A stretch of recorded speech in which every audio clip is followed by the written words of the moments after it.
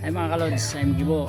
Meron pa pala akong masishare sa inyo mga kalods na isang puno na tawag dito sa amin ay dito sa amin sa Capiz, libas o alamihig, dito kadalasan tawag sa amin.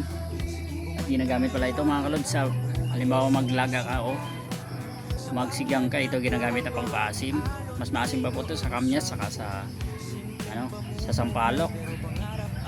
Kaya at may scientific name po ito na Spondinia spinata. At tawag doon dito po sa English ay hog plum o wild mango kung tawag sa kanya. At ito yung mga pampaasim po, tawag ito ang ginagamit niya, kaya kadalasan dahon ginagamit sa kanya. Tapos tumutubo rin po ito sa kahit itanim mo kay sanga. Ito po, pag meron po sa inyo pwede nyo pong itanim kahit sanga lang po nito mga kalods. Mas maasim pa ito sa mga bunga ng mangga, at ang hugis nito ay bunga nito ay hugis parang maliit na mangga at saka parang maliit na bunga ng liguelas. Ito kanyang hugis ng kanyang bunga.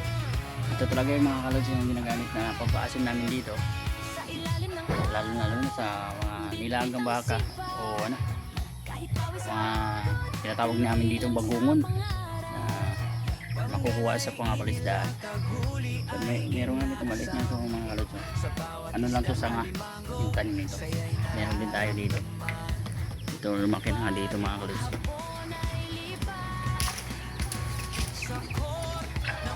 At tulad nito mga kalods.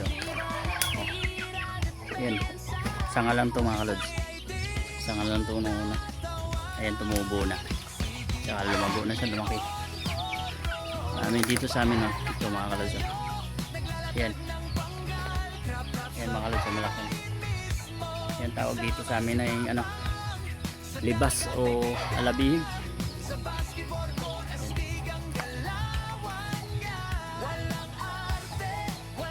Ginagamit din po paasim mga kalods yung kanyang bunga. O pag nahinog siya, mukhang manamis-namis siya mga kalods. Pwede siyang kainin, mukhang prutas siya na manamis-namis yung kanyang bunga. So yun po lamang mga kalods, may natutunan kayo. Bye bye. Ito na, bubulusok na. Ito mga kalods, paldo. Ayan, bulusok. Yes. Ito pa. Ayan, sinabog. Paldo. Yes. Gusto niyo bang magkapera kung Aldo mga kalods? T677, pero palala lang, bawal ito sa mga bata. Nasa comment section ng link.